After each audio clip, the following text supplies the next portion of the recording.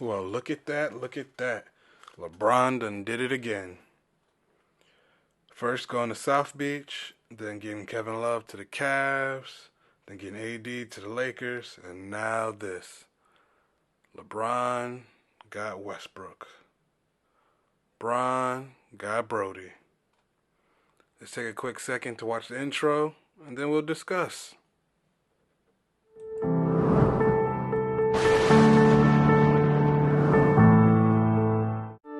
Alright, so if you haven't been living underneath a rock lately, you've noticed that the Lakers just got a trade for Russell Westbrook. So let's talk about that. They get Westbrook, and they get rid of Montrez, Harell, KCP, and Kyle Kuzma. Man, let's just talk about those players.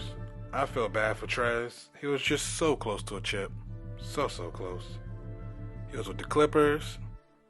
Supposedly it was a little locker room disturbance, so he left. He goes to the Lakers. Everybody think the Lakers going to win? Not so much.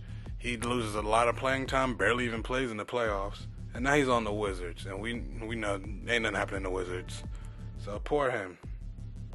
And then Kyle Kuzma, like, all he wanted to do was be the third wheel in the big three. That's all he wanted to do. But guess what? He's the odd man out again. Just wanted to be the third wheel big three. Now he's in Washington, having the Wizards. Poor him. Poor him. And then KCP, he was injured most of the year, so I'm not going to judge him. But the bad thing about this trade, the Lakers just lost a lot of defense. Trez and KCP. And also shooting, too. But Trez leading him in field goal percentage a couple times. Even though he's up close. KCP from three, they're going to miss that. And Kyle Kuzma, although he's not the best shooter, he still has the ability to shoot. So they lost that. With that being said, I guess we know what's going to happen with Dennis Schroeder, right? He wanted to get that $84 million contract from the Lakers. He wanted to be getting paid $20+ million a year. They was like, nah. They offered him less. He was like, nah, I'll wait. He waited. He wanted to get the money. They wouldn't give it to him. So, as a wise woman, my mother once said, you wait long, you wait wrong. And like another person would say, you gotta know when to hold him, know when to fold him, know when to turn away, know when to run. Yep, he ain't know none of that. So 99.9% rounded up, 100% certain he ain't gonna be there next year.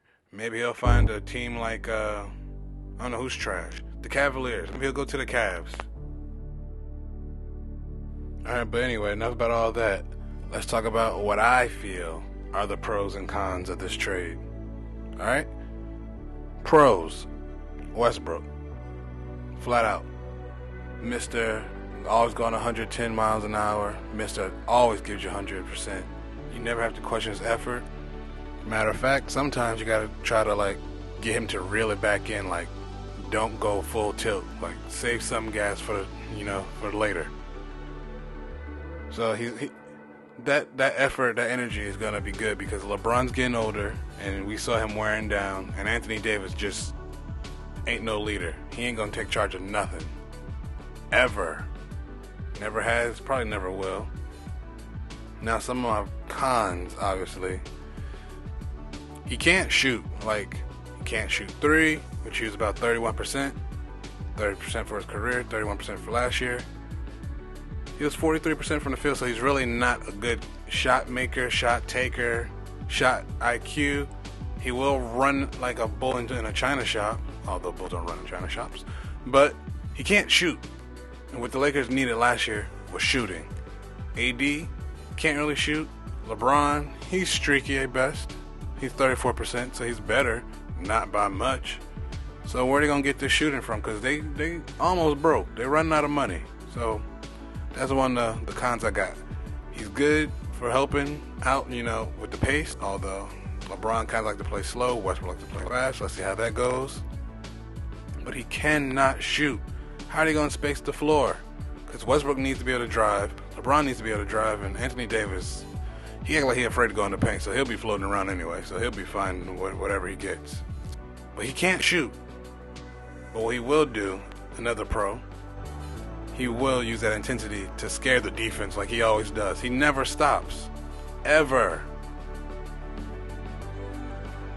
All in all, I think it's a very interesting trade. It's going to be good for 2K and NBA Live if it ever comes back.